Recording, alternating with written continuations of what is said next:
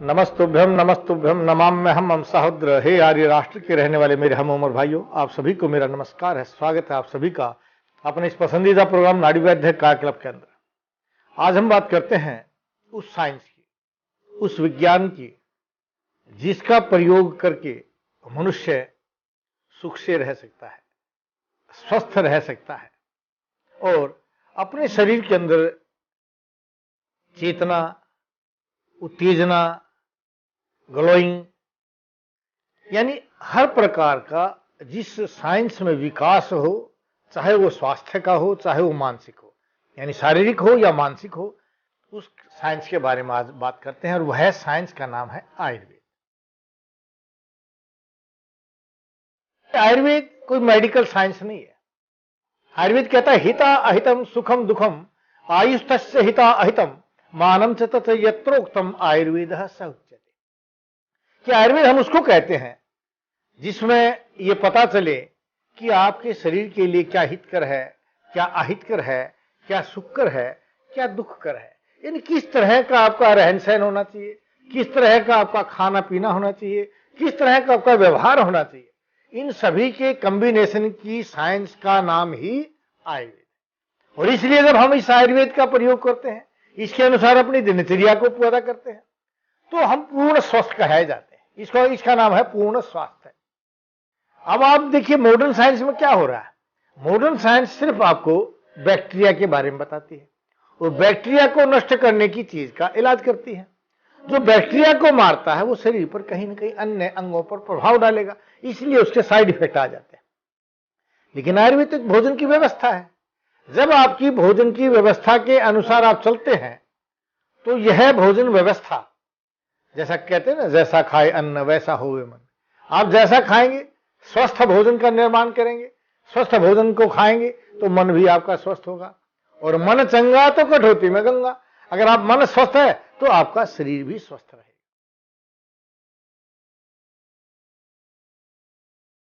तो आयुर्वेद एक भावों से परिपूर्ण आपकी जीवन शैली है और उसको उस ढंग से अगर आप जिएंगे तो आप सदा स्वस्थ रहेंगे। फिर हमारे पास एक अगला क्वेश्चन आता है कि इसका मूल क्या है, आयुर्वेद में क्या चीज है, किसको आप आयुर्वेद कहते हैं, या आयुर्वेद किस चीज को लेके चलता है।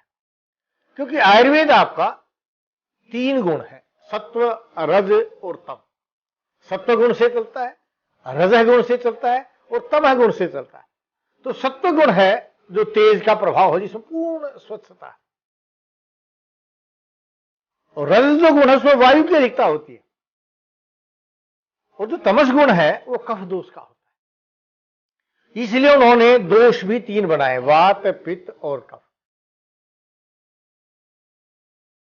वात, पित्त और कफ से मिश्रित जो शरीर की व्यवस्था है, उस व्यवस्था का नाम आयुर्वेद है। इसलिए आयुर्वेद कहता है समदोष सम अगनित सम धातु मल क्रियास प्रसन्न आत्म इंद्रिय स्वस्थ इति अभिधीयते। कि स्वास्थ्य की परिभाषा क्या है। स्वास्थ्य की परिभाषा ये नहीं कि आपको अच्छा देख रहे हैं, सुन रहे हैं, ये स्वास्थ्य है। स्वास्थ्य की परिभाषा समदोष है। आपके दोष यानी वात, पित्त, कफ अगर सम अवस्था में है उसका नाम है स्वास्थ्य। सम अग्निश से आपकी जो 13 प्रकार की अग्नियां हैं, वात, पित्त, कफ, तो आपकी ये दोष हो गए।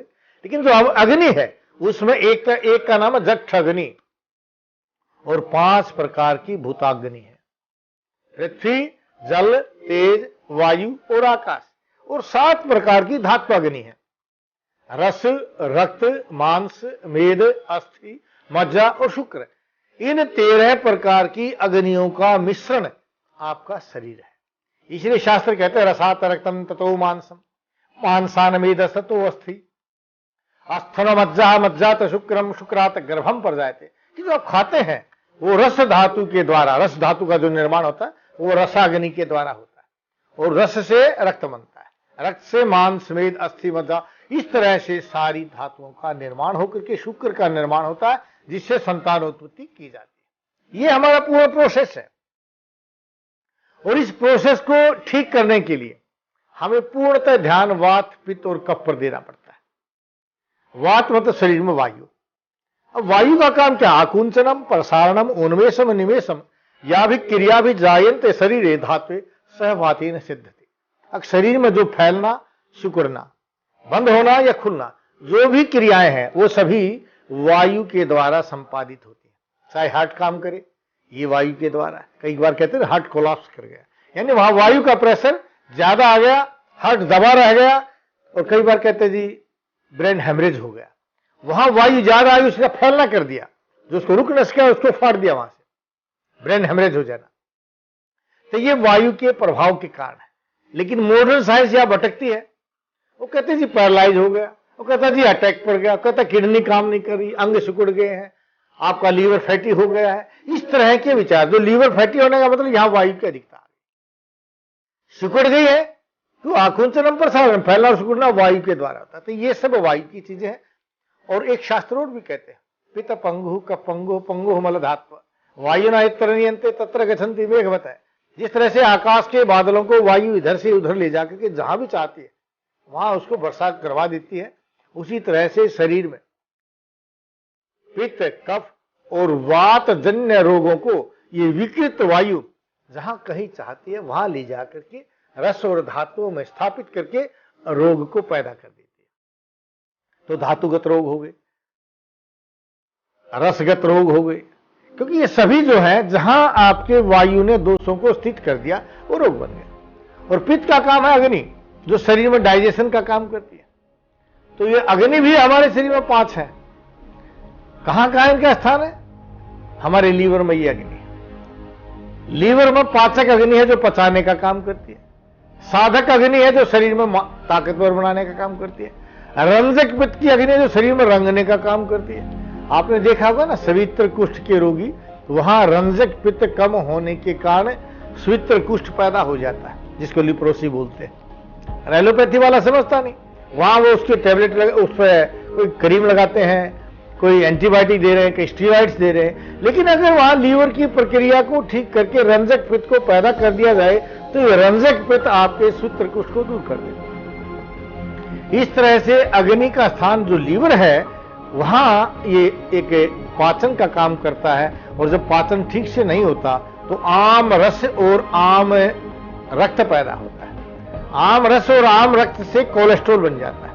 कोलेस्ट्रॉल से आपको हार्ट अटैक, नर्व वेरिकोज, ये सामान्य स्थितियां पैदा हो जाती हैं। और तीसरा कफ। कफ का काम है शरीर में जोड़े रखना। जब कफ ज्यादा हो जाता है तो आदमी मोटा हो जाता है, खांसी बन जाती है। जब यह कफ कम हो जाता है तो आदमी सूख जाता है, पूरे शरीर में दर्द होने लग जाता है, हड्डियां कड़कड़ाने लग जाती है, कटकट की आवाज आने लग जाती है।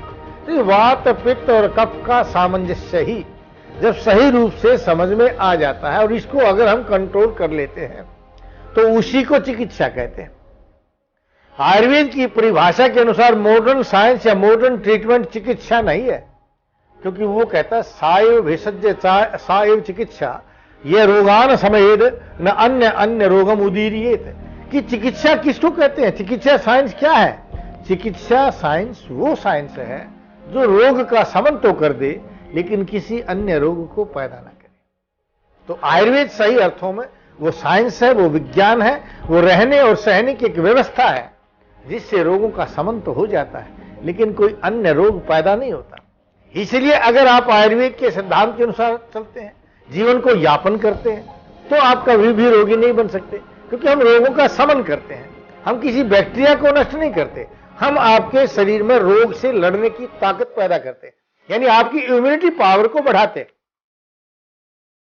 और इम्यूनिटी पावर का बढ़ना ही या शरीर में रोग प्रतिरोधक अक्षमता का पैदा होना ही किसी भी प्रकार के बैक्टीरिया या वायरस के शरीर पर आ जाने पर उसके साथ लड़ाई करके वो उसको खत्म कर देता है।